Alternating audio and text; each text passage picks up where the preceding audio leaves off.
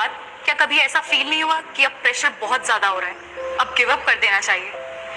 ये सवाल मेरे दिल के बहुत करीब है। जब आप एक लड़की होते हो, एक ऐसे ऑर्थोडॉक्स फैमिली से जहां 22 साल में आपकी शादी कर दी जाती हो, आप इंडिया के एक बहुत ही बैकवर्ड हिस्से से बिलोंग करते हो और आपको इंग्लिश भी नहीं आती हो और आप घर के बाहर सिर्फ अपनी दीदी की जिद की वजह से पढ़ रहे होते हो और उस पर आप लगातार फेल पे फेल होते जाते हो।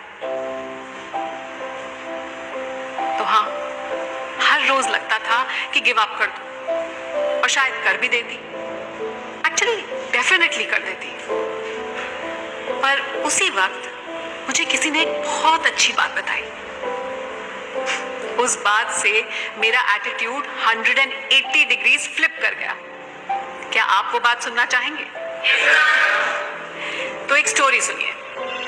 1981 में यूएस में एक प्रोफेसर थे, सेरेमिक्स पढ़ाते थे। उन्होंने एक एक्सपेरिमेंट किया, अपनी क्लास को 2 ग्रुप्स में बांट दिया और 10 दिन का वक्त दिया। पहले ग्रुप को उन्होंने ये टास्क दिया कि वो सिर्फ एक परफेक्ट मटका बनाए, सिर्फ एक। और दूसरी ग्रुप को ये टास्क दिया कि वो जितने हो सके मैक्सिमम मटके बनाए और क्वालिटी की चिंता बिल्कुल ना करें। दोनों ग्रुप्स ने अपना काम शुरू किया। 10 दिन बाद जब रिजल्ट्स आए तो खुद प्रोफेसर ही हैरान हो गए, क्योंकि दूसरे ग्रुप ने न केवल पहले ग्रुप से ज्यादा मटके बनाए, बल्कि हर मटका was better looking, was almost perfect। सब सोच रहे थे कि ये कैसे हो गया। आप जानते हो ये कैसे हुआ? क्योंकि पहला ग्रुप जो है वो सिर्फ इसी बात को लेकर अटका रहा कि एक मटका बनाना है, इसको परफेक्ट कैसे बनाएं। तो उन्होंने सारा टाइम परफेक्शन में ही गुजार दिया, जबकि दूसरे ग्रुप ने एक बार कोशिश की और बहुत बुरे मटके बनाए, पर उन्होंने उसको इम्प्रूव किया और दोबारा कोशिश करके फिर से मटके बनाए। वो फेल हुए पर इम्प्रूव करते रहे और ऐसे ही अपनी गलतियों से सीखते सीखते उन्होंने शानदार मटके बनाए। तो इसीलिए आप अपनी गलतियों से डरिए मत, भागिए मत।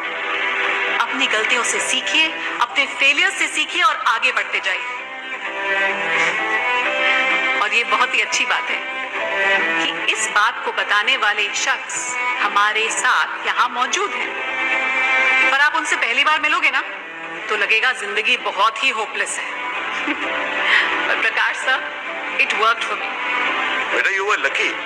अगर ये पॉटफायर एक्सपेरिमेंट मैंने पहले पढ़ लिया होता तो मैं भी अपना चौथा अटेम्प्ट देता और फिर आज पोडियम पर तुम्हारी जगह मैं खड़ा होता। पर इट्स ओके सर। जो फेल होता है ना, वही बता सकता है कि कहां गलतियां न करें। कभी कभी आपका सबसे खराब खिलाड़ी देश का सबसे अच्छा कोच बन जाता है। क्यों? तो आप सब डटे रहिए, फेलियर से मत भागिए, क्योंकि फेलियर ही आपको सिखाता है और फेलियर ही आईएएस बनाता है। आप सब लोग पोएम्स तो पढ़ते होंगे मोटिवेट होने के लिए। तो मेरा एक फेवरेट पोएम, एक फेवरेट पंक्ति आप लोगों के साथ शेयर करती हूँ कि कौन कहता है आसमान में सुराख हो नहीं सकता। कौन कहता है कि आसमान में सुराख हो नहीं सकता। एक पत्थर तबीयत से उछालो यार। हाँ,